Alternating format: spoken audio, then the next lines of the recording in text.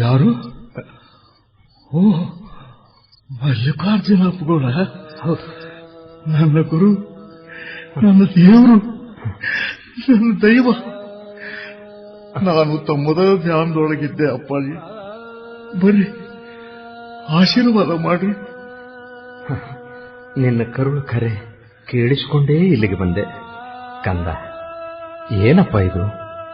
ಊಟ ಕಡಿಮೆ ಮಾಡಿದೆ, ಬರ್ಬರ್ತಾ ಉಣ್ಣೋದನ್ನ ನಿಲ್ಲಿಸಿಬಿಟ್ಟೆ ಅಂತ ಕೇಳಿ ನನಗೆ ಸಂಕಟ ಆಯ್ತು. ಬರಬೇಕು, ಬಂದು ನಿನಗೆ ತಿಳಿಸಿ ಹೇಳಬೇಕು ಅನ್ನುವಾಗನ ನೀರು ಕುಡಿಯೋದನ್ನು ಬಿಟ್ಬಿಟ್ಟೆ ಅಂತ ಕೇಳಿ ತಾಳನಾಗ್ಲಿಲ್ಲ. ಯಾಕಪ್ಪ ಕೂಸ, ಯಾಕೆ ಹಿಂಗ್ ಮಾಡಿದೆ? ತಾವು ನಡೆದ ದಾರಿಗುಂಟ ಬಹಳ ಎಚ್ಚರಿಕೆಯಿಂದ ನಡೆದೆ ಗುರುಗಳ. ನಡೆದಂಗ ತಮ್ಮದ ನೆನಪಾಗಕತ್ತಿತ್ತು.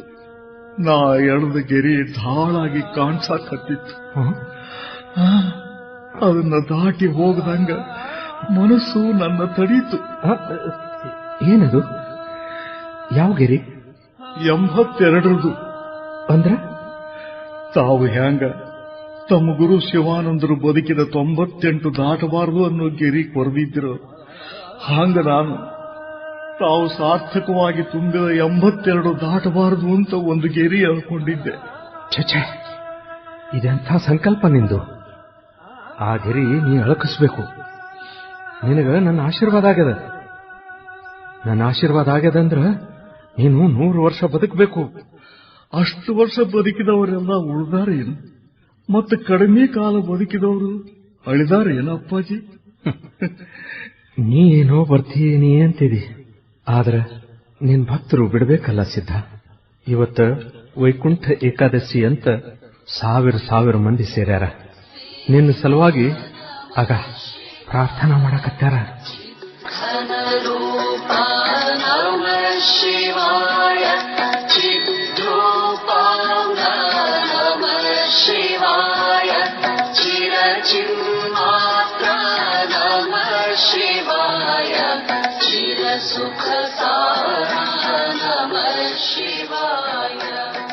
ನೋಡಲ್ಲಿ, ನಿನ್ನ ಕರ್ಕೊಂಡು ಹೋಗ್ಬೇಕು ಅಂತ ಬಂದ ಆ ಜೌರಾಯನ್ನು ಒಳಗೆ ಬಿಡವಲ್ತು ಅವ್ರ ಪ್ರಾರ್ಥನಾ. ಈಗ ನಿನ್ನ ನಾ ಕರ್ಕೊಂಡು ಹೊಂಟ್ರ ನನ್ನ ಹೊರಗಡೆ ಬಿಟ್ಟಾರೇನೋ ಅವರು? ಅಪ್ಪಾಜಿ, ಅವರು ಮಂತ್ರ ಪಠಣ ಮಾಡೋದ್ರೊಳಗೆ ತಲ್ಲೀನರಾಗಿರೋ ಇದೇ ಸರಿಯಾದ ಸಮಯ. ಈಗ ನಾವು ಹೊರಟು ಬಿಡಬಹುದಲ್ಲ ಅಪ್ಪಾಜಿ? ನಿನ್ ಸಂಕಲ್ಪ ಹೊರಟು ಬಿಡೋದು ಅನ್ನಂಗಾತು. ಹೌದು ಅಪ್ಪಾಜಿ, ಈ ಉಸಿರು ನಿಂತ ಬಳಿಕ ನಾನು ಕವಿತೆ ಆಗ್ಬೇಕು. ಆ ಕವಿತಾ ಕುಸುಮದ ರೂಪದೊಳಗ ಅರಳಬೇಕು. ಆಹಾ ಆಹಾ, ನಿನ್ನ ಪ್ರಕೃತಿ ಪ್ರೇಮ ಅಬಾಧಿತ ಮಗನೇ. ಎಂಥ ಉದಾತ್ತ ಸಂಕಲ್ಪ ನಿಂದು. ಹಂಗೆ ಆಗ್ಲಿ. ಬಾ ಕಂದ, ನನ್ನ ಹಿಂದಿಂದ ಬಾ. ಅಲ್ರಿ ಅಪ್ಪಾಜಿ, ನನ್ನ ಕೊನೆ ಪ್ರಣಾಮ ಸ್ವೀಕಾರ ಮಾಡ್ರಿ.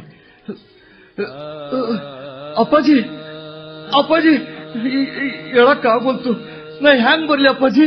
ಹ್ಯಾಂಗ್ ಬರ್ಲಿ ಅಪ್ಪಾಜಿ?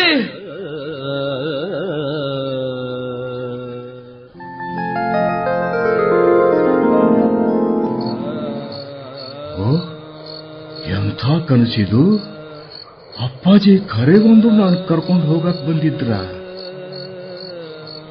ಇಷ್ಟು ದಿವಸ ಬರ್ಲಾರ್ದವರು ಇಂದ ಯಾಕೆ ನಾನು ಕನಸಿನಾಗ ಬರಬೇಕು?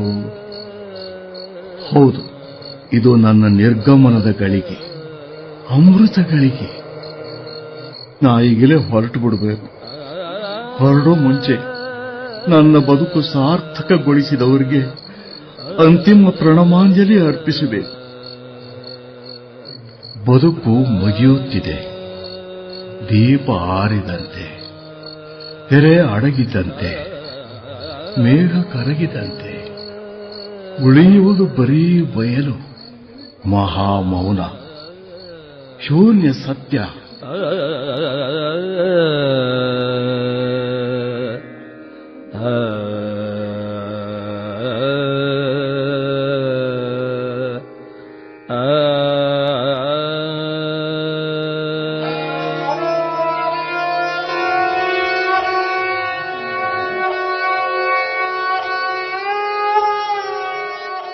ಅಯ್ಯೋ, ನಮ್ಮ ದೇವರು ನಿರ್ಧಾರೋ ದೇವರು ಹೋಗ್ಬಿಟ್ರು.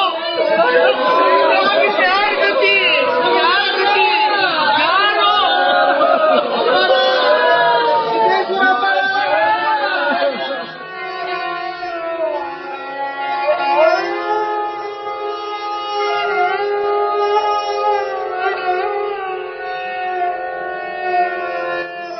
ಹಿಂಗ ಲಕ್ಷ ಲಕ್ಷ ಭಕ್ತರ ಹೃದಯದೊಳಗ ಕಿಚ್ಚೆಬ್ಸಿ ಜನವರಿ 2, 2023 ವೈಕುಂಠ ಏಕಾದಶಿ ದಿವಸ ದೇಹ ತ್ಯಜಿಸಿ ಲಿಂಗ ಗಂಭೀರರಾದರು ಶ್ರೀ ಸಿದ್ದೇಶ್ವರರು.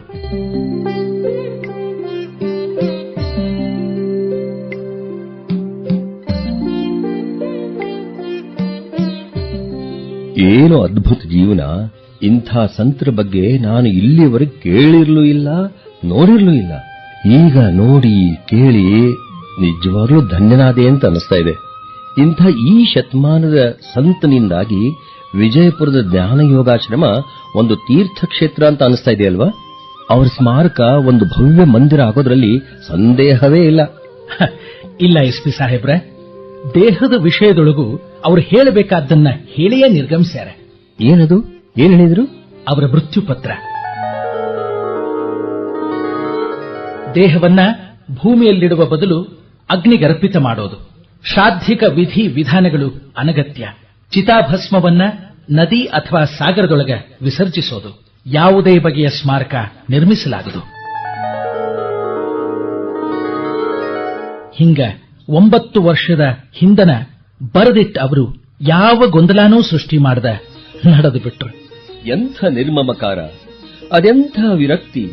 ಗುಹೇಶ್ವರನ ಆರತಿಯಂತೆಯೇ ನುಡಿದು ಸತ್ಯಕ್ಕಾಗಿಯೇ ಬದುಕಿ ಬಯಲಾದ ಅಂತಿಮ ಸತ್ಯ ಈ ಸಿದ್ದೇಶ್ವರ. ಅಪ್ಪ, ನೀ ಬದುಕಿದ ಕಾಲಘಟ್ಟ ಎಂಥ ಶ್ರೇಷ್ಠವಾದುದು. ನಿನ್ನಂಥವರೊಂದಿಗೆ ಬದುಕಿದ ನಾವೇ ಧನ್ಯರು. ಕಳುಹು ಸಿದ್ಧನ ಮತ್ತೆ ಹೋದವರು ಬಂದಿಲ್ಲ, ಬಂದು ಹೋದದಿಲ್ಲ, ಬಂದು ಇದ್ದವರು ಹೋದರೆಲ್ಲಿ. ಇದ್ದವರ ಎದೆಯೊಳಗೆ ಬುದ್ಧರಾಗಿದ್ದವರು ಅವರ ಸಿದ್ದೇಶ ಸದ್ಗುರು ಬಸವಲಿಂಗ. ಕಳುಹು ಸಿದ್ಧನ ಮತ್ತೆ ಕಳಕೊಂಡು ಕನವನಿಸಿ ಹಗಲಿರುಳು ಪರಿತಪಿಸಿ ಬೇಡಿಕೊಂಡರು ಯಾಕೆ ಬಾರೇ ದೇವ. ಈಡೇರದುದ್ದೇಶ ನೀ ಬರದೆ ಸಿದ್ದೇಶ. ಕಳುಹು ಸಿದ್ಧನ ಮತ್ತೆ ಸದ್ಗುರು ಬಸವಲಿಂಗ. ಕಳುಹು ಸಿದ್ಧನ ಮತ್ತೆ ಹೊತ್ತದಿದ್ದರೂ ಒಲೆಯು ಭಕ್ತರೆದೆ ಉರಿಯುತ್ತಿದೆ. ಗಿಜಗುಡುವ ತಾಣವದು ಬರಿಹಾಳು ಸುರಿಯುತ್ತಿದೆ. ಯಾರಿಲ್ಲ ಯಾರಿಲ್ಲ ಕರೆದು ಪೊರೆಯೋದಿಲ್ಲ. ಕಳುಹು ಸಿದ್ಧನ ಮತ್ತೆ ಸದ್ಗುರು ಬಸವಲಿಂಗ. ಕಳುಹು ಸಿದ್ಧನ ಮತ್ತೆ.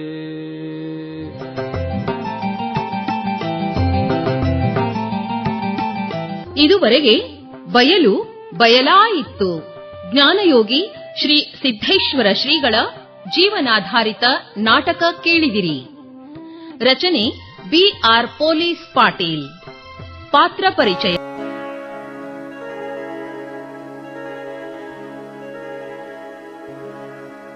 ನೋಡಿದಿಲ್ಲ, ಈಗ ಪರಿಸ್ಥಿತಿ ನಾನು ನನ್ನ ನೀರು ಬರ್ತಾರೆ ಅಂಥ ಸ್ವಾಮಿಗಳು ನಮ್ಮ ಕಥೆ ಇಲ್ಲ ಅನ್ನೋದೇ. ಯಾಕಂದ್ರೆ ಜ್ಞಾನದಾಸೋಹಿಗಳು ಅವ್ರ ಮೇಲೆ ಒಂದು ನಾಟಕ ಮಾಡಬೇಕು ಅಂತಿಕೊಂಡು BR ಪೊಲೀಸ್ ಪಾಟೀಲ್ ನಾನು ಬಹಳ ತುಂಬಾ ಬರ್ಸಿದೆ. ಬಹಳ ಪ್ರೀತಿಯಿಂದ ಅವರು ಬರೆದು ಇಷ್ಟು ಅದ್ಭುತವಾಗಿ ಬರ್ತಿದ್ದಾರೆ. ಈ ಒಂದು ನಾಟಕದೊಳಗೆ ಭಾಗವಹಿಸಿದ ಎಲ್ಲರಿಗೂ ಕೂಡ ಧನ್ಯವಾದಗಳು. ಮತ್ತು ವಿಶೇಷವಾಗಿ ಹರ್ಷವರ್ಧನ್ ಸಿಂಗ್ ಮತ್ತೆ ಸುರೇಖ ಸುರೇಶ್ ಬಹಳ ಎಫರ್ಟ್ ಮಾಡಿ, ನಾನು ನಿರ್ದೇಶಕನಾಗಿ ಬಹಳ ಜವಾಬ್ದಾರಿ ಇರೋದ್ರಿಂದ ಅವರು ಬಹಳ ಅತ್ಯುತ್ತಮವಾಗಿ, ವಿಶೇಷವಾಗಿ ಹರ್ಷವರ್ಧನ್ ಸಿಂಗ್ ಇದನ್ನ ನಾಟಕವನ್ನು ಕರೆಕ್ಟ್ 1.5 ತಾಸು ಆಗಿತ್ತು. 1 ತಾಸು 25 ನಿಮಿಷ ಆಗಿತ್ತು. ಅದನ್ನ 1 ತಾಸು ಇಳಿಸ್ಬೇಕಲ್ಲ. ಯಾಕಂದ್ರೆ ನಮ್ಗೆ ಪ್ರತಿ ಮತ್ತೊಂದ್ಸರಿ ಮತ್ತೆ ಪ್ರಸಾರ ಮಾಡ್ಬೇಕು, ಹೊರ ಪ್ರಸಾರ ಮಾಡ್ಬೇಕು ಅಂದ್ರೆ 1 ತಾಸು ಅದಕ್ಕಿಂತ ಜಾಸ್ತಿ ನಮ್ಗೆ ಸಾಮಾನ್ಯ ಆಗೋದಿಲ್ಲ. ಅದಕ್ಕೆ ಅರ್ಥಕ್ಕೆ ಒಂದು ಏನು ತೊಂದರೆ ಆಗದ ಥರ ಬಟ್ ಪೊಲೀಸ್ ಪಾಟೀಲ್ರಿಗೆ ಇಷ್ಟ ಆದ ಕಾರಣ ನಾಟಕ ಒಂದು ದಾಸಿ ಆಗಿದ್ದು ಹಾಡೋದು ಸಮಾಧಾನ ಆಗಿರೋದು. ಮತ್ತೊಮ್ಮೆ ನೀವು ಪಾಪ ಇಷ್ಟು ಕಾದು ಲವ್ ವಾಲ್ ಸರ್ ವಾಲ್ ಅಂತ ಹೇಳ್ತಾರೆ ಸಾಯಿಬಾಬಾ ಅವರು. ಬಾಬಾ ಅವರು ನೋಡಿದ್ದೇನೆ ಭಕ್ತಿಯೊಳಗೆ. ಅವರು ಮಹಾನ್ ದೇವತಾ ಸ್ವರೂಪನೇ. ಅವರ ದರ್ಶನ ಭಾಗ್ಯ ನಮಗೆ ಸಿಕ್ಕದ. ಅವ್ರು ಸಾಕಷ್ಟು ಸಿಸಿ ಬಳಗ ಇಲ್ಲದ ನೋಡಿ, ಎಲ್ಲರನ್ನೂ ಪ್ರೀತಿಸುವಂಥದ್ದು, ಎಲ್ಲರನ್ನೂ ಸೇವೆ ಮಾಡುವಂಥದ್ದು. ಈ ಒಂದು ಸೌಭಾಗ್ಯ ನಮಗೆ ಸಿಕ್ಕಂದ್ರೆ ನಮಗೆ ಕೃಷ್ಣ ಹಾಗೆ ಜೀವನ ಮಾಡೋದು ಯಾವಾಗಲೂ ನನಗಿರ್ತಾ ಇರ್ಬೋದು. ಯಾರು ನಮಗೆ ವೈರಿಗಳು. ಗಾಂಧೀಜಿ ಹೇಳ್ತಾ ಇದ್ರು, ನಾನು ಯಾರಿಗೂ ವೈರಿ ಇಲ್ಲ, ನನಗೆ ಯಾರಿಗೂ ವೈರಿಗಳಿಲ್ಲ. ಅಂದ್ರೆ ಅಜಾತ ಶತ್ರುವಾಗಿ ಜೀವನ ಮಾಡಬೇಕು ಅಂದ್ರೆ ಲವ ಧರ್ಮ. ಇದು ಸಾಯಿಬಾಬಾ ಅವರ ಸಂದೇಶ. ಇದನ್ನು ನಾವು ನಡೆಸ್ಕೊಳ್ಳೋಣ. ಮತ್ತೆ ಇಂಥ ಒಂದು ಅದ್ಭುತ ಚಮತ್ಕಾರಿಕ ರೇಡಿಯೋ, ಯಾಕಂದ್ರೆ ರೇಡಿಯೋ ಕೇಳೋದ್ರ ಸಂಖ್ಯೆ ದಿನ ಕಡಿಮೆ ಆಗ್ತಾ ಇದೆ. ಆದ್ರೆ ಧಾರವಾಡ ಆಕಾಶವಾಣಿ ತನ್ನ ಅಭಿಮಾನವನ್ನು ಉಳಿಸ್ಕೊಂಡದ್ದು ಇವತ್ತಿಗೂ ಕೂಡ ಬೆಳಗ್ಗೆ ಬಹಳ ಜನಪ್ರಿಯವಾಗಿ ವಾರಕ್ಕೊಂದು 200 ಪತ್ರಗಳು ಬಂದೇ ಬರ್ತದೆ. ಅಷ್ಟು ನಮಗೆ ಜನಪ್ರಿಯವಾಗಿ ಸಾಕಷ್ಟು ಕೇಳುಗರು ಕರೆ ಮಾಡ್ತಾರೆ. ನಮ್ಮ ಧಾರವಾಡ ಆಕಾಶವಾಣಿ ಕರ್ನಾಟಕದ ಇಡೀ ಕರ್ನಾಟಕದಲ್ಲಿ ಜನಪ್ರಿಯವಾಗಿರುವಂತಹ ವಾಣಿ. ಮತ್ತೆ ನಮ್ಮ ಮಾಹಿತಿ ಮನರಂಜನೆ ಶಿಕ್ಷಣ ನೀಡುವಲ್ಲಿ ನಾವು ಎಂದೂ ಹೇಳುವಿಲ್ಲ. ಇಂದಿಗೂ ಕೂಡ ಬೇಸರವನ್ನು ಯಾರು ವ್ಯಕ್ತಪಡಿಸಲ್ಲ. ಇಷ್ಟು 75 ವರ್ಷ 76 ವರ್ಷ ಆದರೂ ಕೂಡ ನಾವು ಇನ್ನೂ ಮುನ್ನಡೆತಾನೆ ಇದ್ದೀವಿ. ಆದ್ರೆ ಕೇಳುಗರು ಆ ಸೌಭಾಗ್ಯದಿಂದ ಎಷ್ಟು ಜನ ವಂಚಿತರಾಗ್ತಾರೆ, ಅದು ಆಗ್ಬಾರ್ದು. ಮತ್ತೆ ಈ ಸಾಕಷ್ಟು ಈ ಸಾಮಾಜಿಕ ಜಾಲತಾಣಗಳು ಕೂಡ ನಮ್ಮ ಆಕಾಶವಾಣಿ ಲಭ್ಯ. ಯೂಟ್ಯೂಬ್ ನಲ್ಲೇ ನಮ್ಮ ಕಾರ್ಯಕ್ರಮ ಇದೆ. ಸಿದ್ದೇಶ್ವರ ಸ್ವಾಮಿಗಳ ಈ ನಾಟಕ ಕೂಡ ಯೂಟ್ಯೂಬ್ ಸಿಗುತ್ತೆ. ಹಾಗೆಯೇ ನ್ಯೂಸ್ ಏನಿದೆ ಆ್ಯಪ್, ಈಗ ನೋಡ್ರಿ ಆ್ಯಪ್ ಮೂಲಕ ಹಾಕಿದ್ವಿ. ಹಾಗೆಯೇ ರೇಡಿಯೋ ಇದೆ, FM ನಲ್ಲಿ ಕೂಡ ನಾವು ಬರ್ತದೆ. ಇನ್ಫೈ ಆದ್ಮೇಲೆ ಯೂತ್ ಭಾರತಿ ಹೋದ್ಮೇಲೆ FM ನಲ್ಲಿ ಕೂಡ ನಮ್ಮ ಧಾರವಾಡ ಆಕಾಶವಾಣಿನೇ ಬರ್ತದೆ. ಹೀಗಾಗಿ ಜನಪ್ರಿಯವಾದ ನಮ್ಮ ಸಾಕಷ್ಟು ಸಂದರ್ಶನಗಳು, ಸಾಕಷ್ಟು ಹಾಡುಗಳು, ಸಾಕಷ್ಟು ವೈವಿಧ್ಯ ಕಾರ್ಯಕ್ರಮ. ವಚನಾಮೃತ ನೋಡ್ರಿ 230 ಸಂಚಿಕೆ ಮುಗಿದು ಈಗ 231ನೇ ಸಂಚಿಕೆ ಬರ್ತಾ ಇದೆ ನಾಳೆ. ಅಂದ್ರೆ 4.5 ವರ್ಷದಿಂದ ಈ ಕಾರ್ಯಕ್ರಮ ಯಶಸ್ವಿಯಾಗಿದೆ. ಸುಬೋಧ ಸಮಾಲೋಚನೆ 170 ಕಾರ್ಯಕ್ರಮ ಆಗಿದೆ. ಕೇಳಿ ರೇಡಿಯೋ ಡಾಕ್ಟರ್ ಈಗ 1000 ಸಂಚಿಕೆ, SDM ಆರೋಗ್ಯ ಸಂವಾದ ಕೂಡ 1000. ಹೀಗೆ ಒಂದು 100 ಸಂಖ್ಯೆ ದಾಟಿದ ಕಾರ್ಯಕ್ರಮ 20ಕ್ಕಿಂತ ಹೆಚ್ಚಿದೆ. ಯೋಗ ವಿಹಾರ ಅಂತ ಒಂದು ಕಾರ್ಯಕ್ರಮ ಇದೆ, ಅದು 100ರ ಹತ್ತಿರ ಬಂದಿದೆ. ಆರೋಗ್ಯ ಕಾರ್ಯಕ್ರಮಗಳು ಸಾಕಷ್ಟು ಆರೋಗ್ಯ ದಂಗಳ ಕಾರ್ಯಕ್ರಮ ಇದೆ. ಸಾರ್ವಜನಿಕ ಆಸ್ಪತ್ರೆ ಪ್ರಾಯೋಜಿತ ಕಾರ್ಯಕ್ರಮ, ಹೀಗೆ ಬಹಳ ವೈವಿಧ್ಯವಾಗಿ ನಾವು ಬರ್ತಾ ಇದ್ದೀವಿ. ಆರೋಗ್ಯ ಸಲಹೆಗಳನ್ನು ನೀಡ್ತಾ ಇದ್ದೀವಿ.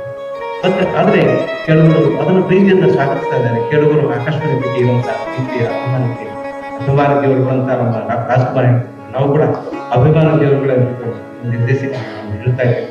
ನಿಮ್ಮೆಲ್ಲರೂ ಕೂಡ ಈ ಪೂರ್ವಕ ಧನ್ಯವಾದಗಳು. ಅವರಿಂದ